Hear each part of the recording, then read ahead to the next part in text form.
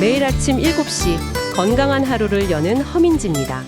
프라임 시니어에서 제작하는 치료하는 라디오와 함께해 주셔서 감사합니다. 정말 8월 날씨가 예측이 안 되네요. 청취자 여러분, 건강 관리는 잘 하고 계신가요? 오늘은 저희에게 도착한 한 청취자분의 좀 절실한 질문으로 시작해 볼까 하는데요. 5년 넘게 허리가 아파서 앉기도 서기도 힘듭니다. 좋다는 운동도 소용없고 너무 우울해요. 제 허리 정말 평생 이럴까요? 이런 질문을 주셨어요. 오늘 이 고민에 대한 답을 저희가 함께 찾아보겠습니다. 오늘도 변함없이 건강보건학 박상현 교수님 나와주셨습니다. 네, 안녕하세요. 박상현입니다. 네, 교수님. 저희가 정성근 교수님의 귀한 자료들을 바탕으로 허리 건강 시리즈를 쭉 이어가고 있잖아요.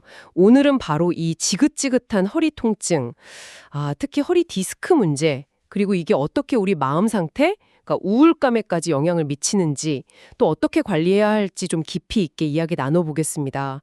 교수님, 우선 많은 분들이 그냥 디스크다 이렇게 말씀하시는데 정확히 허리 디스크가 어떤 상태인지, 그리고 왜 요즘에는 젊은 분들에게도 이렇게 많이 나타나는지부터 좀 짚어주시죠. 네, 허리 디스크는요. 우리 척추뼈하고 뼈 사이에 쿠션 역할을 하는 구조물이 있거든요. 그걸 이제 추간판, 흔히 디스크라고 부르죠. 이 디스크가 원래 자리에서 약간 뒤쪽으로 밀려 나오거나 터져 나와서 그 주변을 지나는 신경을 누르는 겁니다. 그러면서 이제 허리나 다리의 통증, 저림 같은 증상을 일으키는 거죠. 예전에는 이게 주로 나이가 들면서 생기는 퇴행성 변화가 원인이었는데 요즘은 좀 달라요. 오래 앉아있는 생활 습관, 아니면 잘못된 자세로 계속 있거나 운동 부족, 또 무거운 물건을 갑자기 잘못 들거나 하는 것들 때문에 젊은 층에서도 정말 흔하게 발생하고 있습니다. 난 때가 많거든요. 이게 혹시 디스크 신호일까? 덜컥 겁날 때도 있고요. 통증이 어느 정도 계속되면 좀 의심을 해봐야 할까요? 네, 보통은요. 허리 통증이 한 2주 이상? 그 정도 지속된다거나 아니면 허리뿐만 아니라 엉덩이, 다리, 심지어 발까지 이렇게 저리고 당기는 듯한 느낌, 방사통이라고 하죠. 그런 증상이 나타나면 디스크를 좀 강하게 의심해 볼 수 있습니다. 이게 심해지면 감각이 좀 둔해지거나 근력이 약해지기도 하고요. 아주 드물지만 대소변 기능에 문제가 생길 수도 있어서 가볍게 본 문제는 아닙니다. 네. 그렇군요. 대소변 장애까지 올 수 있다니 정말 주의해야겠네요. 혹시 집에서 간단하게라도 좀 체크해 볼 수 있는 방법이 있을까요? 물론 정확한 건 병원에 가야겠지만요. 네, 간단한 자가진단법이 있긴 합니다. 예를 들어서 편안하게 누운 상태에서 무릎을 쭉 펴고 다리를 천천히 들어 올려 보는 거예요. 이때 한 30도에서 60도 정도 올렸을 때 다리 뒤쪽으로 찌릿하게 통증이 뻗치는 느낌이 있다면 이걸 하지 직거상 검사 양성이라고 해서 디스크를 의심해 볼 수 있습니다. 다리 뒤쪽으로 뻗치는 통증이요. 네, 그리고 또 까치발로 걸어보거나 반대로 발 뒤꿈치로만 걸어볼 때 통증이 심해지거나 걷기 힘든 경우도 참고할 수 있고요. 하지만 이건 어디까지나 참고용입니다. 정확한 진단은 반드시 병원에서 의사 선생님 진찰 후에 MRI 같은 정밀 검사를 통해서 확인하시는 게 중요합니다. 네, 알겠습니다. 앞서 그 청취자분 사연처럼 이 만성 통증이 결국 우울증으로까지 이어지는 경우가 참 안타까운데요. 정성근 교수님 자료에도 좀 비슷한 사례가 있었죠? 네, 아주 중요한 사례가 하나 있습니다. 정 교수님 자료에 나오는 이야기인데요. 5년 동안 앉아도 아프고 서도 아프고 그런 극심한 통증 때문에 정말 심한 우울증까지 겪었던 30대 청년의 사례입니다.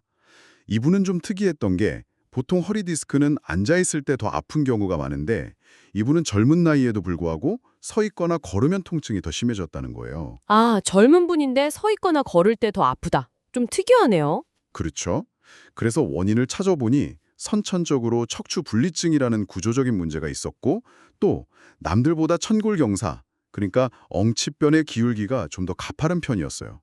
이게 무슨 말이냐면 서 있을 때 구조적으로 척추뼈가 앞으로 더 미끄러지려는 힘을 받게 돼서 디스크에 계속 무리가 갔던 거죠.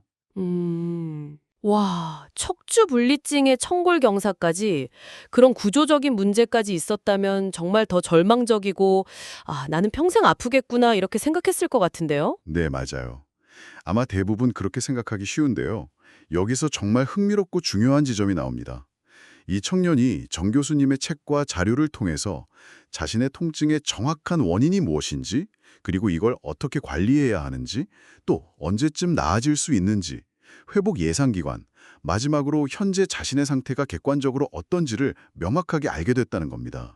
바로 이 네 가지, 원인, 관리법, 회복 예상 기간, 현재 상태. 이걸 아는 것만으로도 그 극심했던 우울증이 정말 극적으로 좋아졌다는 거예요. 와, 단순히 뭐 운동법 하나 배우는 걸 넘어서 내 상태를 정확히 이해하고 파악하는 것 자체의 심리적인 힘이 그렇게 크군요. 정말 놀라운데요. 네, 그렇습니다. 이게 만성 통증으로 고통받는 분들에게 정 교수님이 계속 강조하시는 핵심 메시지입니다. 그 원인 모를 통증에 대한 막연한 두려움, 그게 우울감으로 이어지는 경우가 많거든요. 그걸 이겨내는 강력한 무기가 바로 정확한 알미라는 거죠. 그럼 그 척추 분리증이나 청골경사처럼 구조적인 문제가 있는 사람들은 평생 아플까봐 혹은 운동 같은 건 아예 못할까봐 걱정하는 분들도 많을 텐데요. 그건 어떻게 봐야 할까요? 그럴 필요는 전혀 없습니다. 사실 척추분리증이 있다고 해서 다 아픈 건 아니에요. 통계적으로 보면 10명 중 1명 정도만 통증을 겪는다고 알려져 있고요. 정말 중요한 건 그 구조적인 문제 자체가 아니라 그 위에 있는 디스크 자체의 건강 상태입니다. 앞서 말씀드린 그 청년의 경우에도 MRI상으로 보면 디스크 자체는 아주 심각하게 손상된 상태는 아니었어요. 비교적 튼튼한 편이었죠. 아, 디스크는 괜찮았군요. 네. 문제는 뭐였냐면 그 구조적인 약점을 가진 상태에서 본인도 모르게 허리에 나쁜 자세를 계속 취하고 또 통증을 없애보려고 했던 여러 가지 운동들, 특히 허리를 잡고 구부리는 동작들이 오히려 디스크를 계속 자극하고 손상시켰던 거죠. 아하, 그러니까 구조적인 약점이 있더라도 디스크를 직접적으로 손상시키는 나쁜 습관이나 운동을 피하는 게 더 중요하다는 말씀이시군요. 바로 그겁니다. 네. 그래서 구조적인 문제가 발견되더라도 너무 좌절할 필요가 없고요. 오히려 디스크에 상처를 주는 나쁜 자세나 습관, 특히 허리를 앞으로 구부리는 동작이나 그런 류의 운동을 철저히 피하고 소위 척추 위생이라고 하죠. 척추 위생이요? 네. 척추를 좀 아껴주고 보호해주는 바른 자세와 생활 습관을 꾸준히 지키는 겁니다. 이걸 잘 지키면 디스크가 서서히 아물고 좋아질 수 있습니다. 시간은 좀 걸릴 수 있어요. 예를 들어서 그 청년처럼 5년 동안 나쁜 자세나 운동으로 디스크를 괴롭혔다면 회복해도 적어도 그 절반인 한 2년 반 정도는 꾸준한 관리가 필요할 수 있다는 점은 좀 기억해야 합니다. 꽤 긴 시간이네요. 네, 하지만 꾸준히 관리하면 회복 후에는 얼마든지 정상적인 일상생활은 물론이고 직장생활까지도 충분히 가능하다는 겁니다. 희망을 가질 수 있다는 거죠. 결국 꾸준한 관리가 핵심이군요. 그 척추 위생이라는 게 구체적으로 어떤 걸까요? 예를 들어서 가장 피해야 할 자세 같은 게 있다면요. 가장 안 좋은 건 역시 허리를 구부정하게 앞으로 숙이는 자세입니다.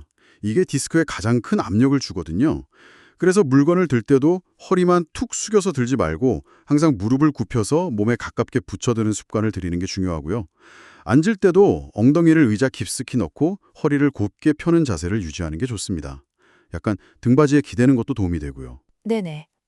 그리고 특히 아까 말씀드린 청골 경사가 좀 가파른 분들은 허리를 뒤로 젖히는 신전 운동을 할 때 배를 앞으로 쭉 내미는 소위 오리궁둥이 자세보다는 가슴을 활짝 펴는 느낌으로 상체 위주로 젖히는 것이 더 안전합니다. 아, 가슴을 펴는 느낌으로요? 네. 그리고 또 하나, 디스크가 서서히 회복되는 과정에서 약간 뻐근하거나 묵직한 느낌의 통증이 느껴질 수 있거든요.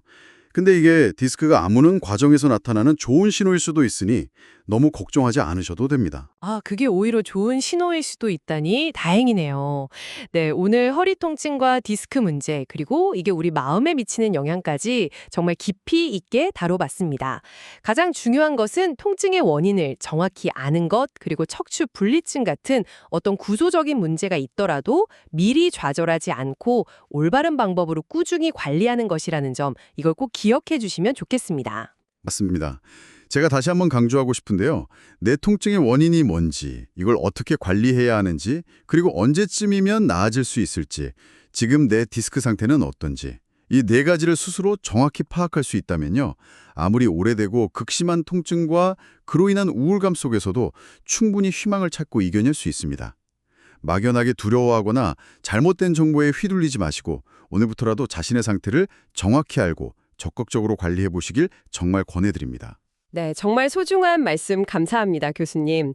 오늘 교수님 말씀이 지긋지긋한 허리 통증으로 힘들어하시는 많은 분들께 작은 희망의 불씨가 되었기를 바랍니다. 어쩌면 이런 정확하게 아는 것이 비단 허리 통증뿐만 아니라 우리가 살면서 겪게 되는 다른 많은 건강 문제나 어려움에도 중요한 열쇠가 될 수 있지 않을까 그런 생각도 좀 해보게 되네요. 네. 프라임 시니어에서 제작하는 치료하는 라디오. 오늘 저희가 준비한 순서는 여기까지입니다. 다음 주에도 여러분의 건강에 도움이 되는 유익한 정보로 다시 찾아뵙겠습니다. 청취자 여러분, 오늘도 건강한 하루 보내십시오.